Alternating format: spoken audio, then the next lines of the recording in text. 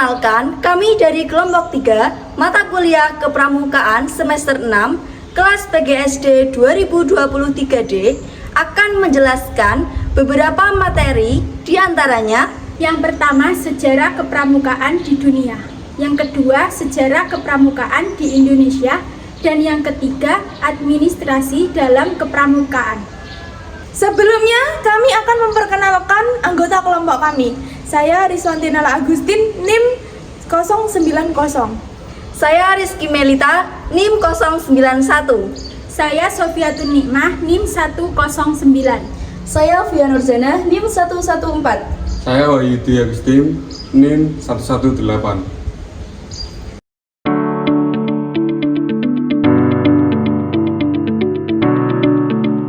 Sejarah kepramukaan dunia. Pramuka merupakan gerakan kepanduan yang sangat populer baik di Indonesia maupun di dunia yang merupakan hasil peleburan dari berbagai organisasi kepanduan yang ada sebelumnya. Ketika kita menelusuri sejarahnya, gerakan kepanduan atau pramuka pada awalnya muncul di Inggris yang diprakarsai oleh Robert Stephenson Smith Baden-Powell atau yang biasa kita kenal sebagai Sir Robert Baden-Powell yang merupakan bapak pramuka dunia. Pramuka dunia didirikan pada tanggal 25 Juli 1907 yang pada saat itu Robert Baden-Powell menjabat sebagai Letnan Jenderal Militer Inggris mengadakan izin. Diketahui sejak kecil Robert Baden-Powell menaruh perhatian pada alam dan sangat suka menjelajahi hutan yang ada di sekitar sekolahnya. Ketika dia bekerja sebagai seorang perwira militer dan ditugaskan ke berbagai peperangan, dia ditugaskan untuk memimpin kepanduan. Setelah perang, Robert Baden-Powell memimpin Ice to Scouting bagi anggota muda dan mengadakan kegiatan berkemah selama 8 hari di Pulau Bronsey. 1 tahun setelah kedatangannya, Robert Baden-Powell menulis buku yang berjudul Scouting for Boys yang menceritakan tentang prinsip dasar kepramukaan. Selain itu, Robert Baden-Powell juga mendirikan gerakan kepanduan yang hanya diikuti oleh laki-laki, yaitu Scouting for Boys. Buku panduan gerakan kepanduan ini menyebar luas ke seluruh dunia dengan berbagai macam bahasa. Lalu, pada tahun 1910, Baden-Powell memutuskan pensiun dari tentara dan mencurahkan seluruh waktunya untuk pramuka. Pada tahun 1912, bersama adiknya Agnes Baden-Powell membentuk pramuka untuk perempuan yang disebut Girls Guide, yang kemudian dikenal dengan nama Girls Scout. 4 tahun kemudian, pada tahun 1916, didirikan kelompok pramuka yang dikenal dengan nama KAP atau Anak Serigala. Pedoman kegiatannya dilaksanakan berdasarkan buku yang berjudul The Jungle Book, karya Rudyard Kipling.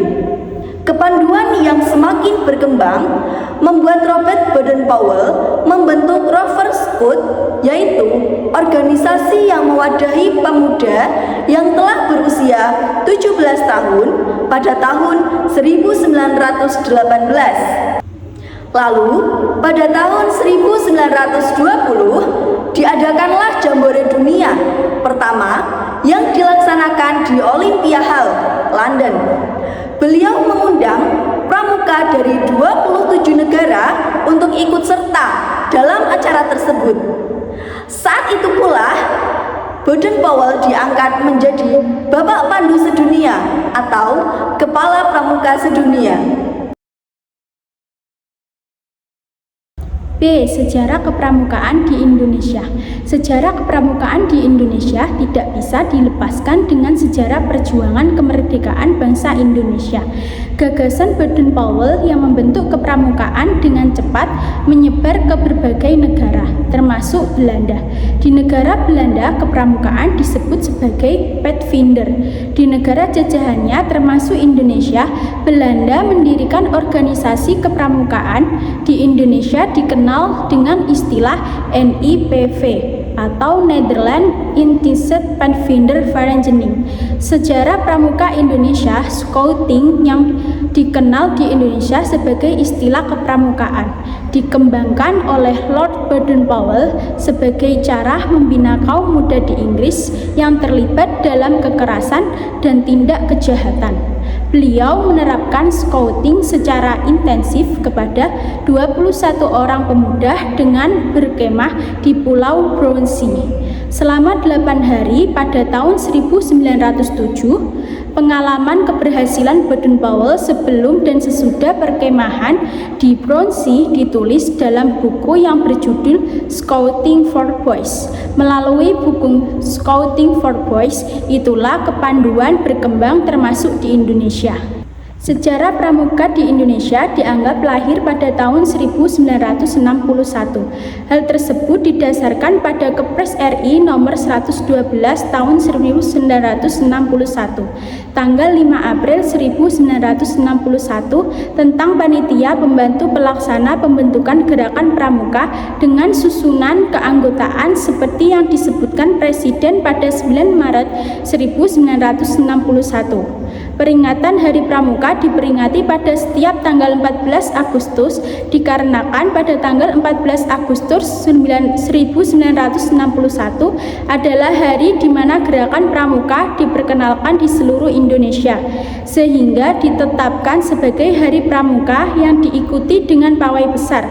Pendirian gerakan ini pada tanggal 14 Agustus 1961 sedikit banyak diilhami oleh Komsomol di Uni Soviet.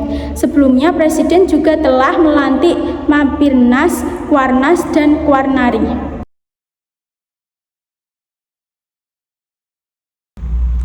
Administrasi didefinisikan sebagai penyusunan dan pencatatan data dan informasi secara sistematis baik internal maupun eksternal dengan maksud menyediakan keterangan serta memudahkan untuk memperoleh kembali baik sebagian maupun menyeluruh. Sehingga administrasi dalam kepramukaan itu ada dua macam, yaitu administrasi kuartir dan administrasi satuan pramuka. Yuk kita bahas apa itu administrasi kuartir dan apa itu administrasi satuan pramuka. Yang pertama ada administrasi kuartir. Yang dimaksud dengan administrasi kuartir adalah semua perencanaan, kegiatan, dan tata cara menulis dalam lingkungan kuartir gerakan pramuka yang dilakukan secara teratur dan terarah untuk mencapai suatu tujuan dan tugas pokok kuartir gerakan pramuka. Nah, yang kedua ada administrasi satuan pramuka. Administrasi dalam kepramukaan, bagian administrasi satuan pramuka memiliki makna sebagai pusat gerak dan wadah pembinaan pramuka. Oleh karena itu, dukungan administrasi atau tata usaha perlu dilaksanakan secara tertata dan tertib, namun sederhana, yang diatur dalam Keputusan Kwarnas nomor 041 tahun 1995 tentang petunjuk pelaksanaan administrasi satuan. Di dalam kepramukaan juga terdapat beberapa program kerja Gudep yang mana sangat penting di dalam terlaksananya sebuah pramukaan di setiap sekolah. Program kerja Gudep di dalamnya terdapat atas program-program apa saja yang hendak dilaksanakan di dalam setiap kegiatan kepramukaan. Selain itu, dalam program Gudep juga terdapat pembukuan surat menyurat masuk atau keluar dalam kepramukaan, supaya di dalam sebuah kegiatan pramuka kita memiliki surat menyurat yang gunanya untuk mengundang setiap sekolah ataupun juga para pengurus cabang kepramukaan supaya dapat hadir ketika sekolah kita hendak melaksanakan sebuah kepramukaan yang bersifat persami, yaitu perkemahan Sabtu Minggu ataupun perjusami, perkemahan Jumat Sabtu Minggu. Tujuan administrasi kepramukaan adalah mendorong, mengatur, dan menertibkan tata usaha satuan pramuka dan berfungsi sebagai pengawasan. Untuk itu, semua pekerjaan harus dilaksanakan menurut ketentuan yang tetap.